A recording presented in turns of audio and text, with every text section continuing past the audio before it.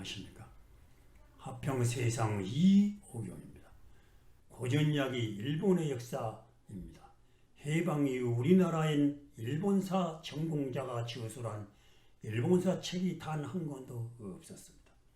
한국학에 관해서는 각 분야의 연구 성과 등은 많은 책으로 나타났지만 한국학과 함께 병행되어야 할 한국 주변학은 고작이야 번역서로서만 만족할 수밖에 없었습니다.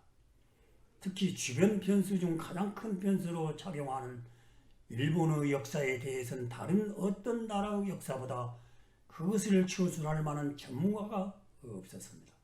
가장 가까운 나라, 가장 많이 알고 있다고 생각하는 나라 일본에 대해 역사적 접근을 통해 가장 객관적으로 파악할 태세를 갖추지 못한 것입니다.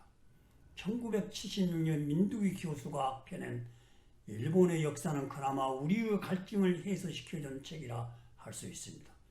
중국사가 전공자인 저자가 일본사와 가장 밀접한 전공을 가진 사람이 나서지 않으면 일본사를 읽겠다는 수요를 응할 수 없다며 펴낸 이 책은 이후 일본 역사에 대한 교과서로 자리를 굳히며 꾸준히 읽혀왔습니다.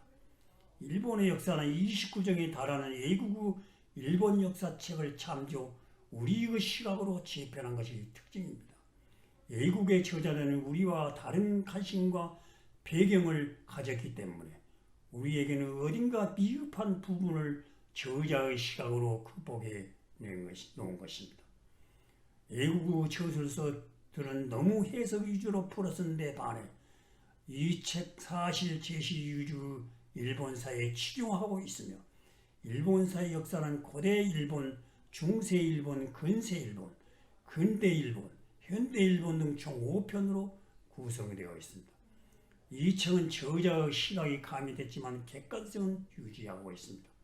민두기 교수는 일본의 역사를 펴낸 10여 년 전과 같은 중국사 전공의 전혜종 교수와 함께 일본사를 펴낸 바 있습니다.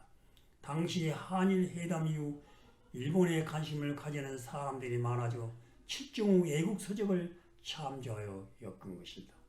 그런가 하면 축소 지향의 일본인과 같은 일본 비평 서적이 베스트셀러로 떠올까지 했습니다.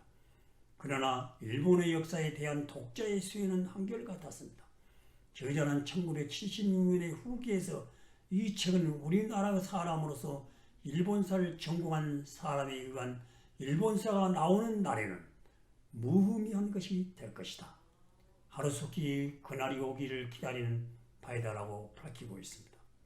일본사의 역사는 일본사 저수 공백기 동안 가도기적 역할을 충분히 해냄으로써 앞으로도 비연비적 저술로 남을 게 틀림없습니다. 시청해 주셔서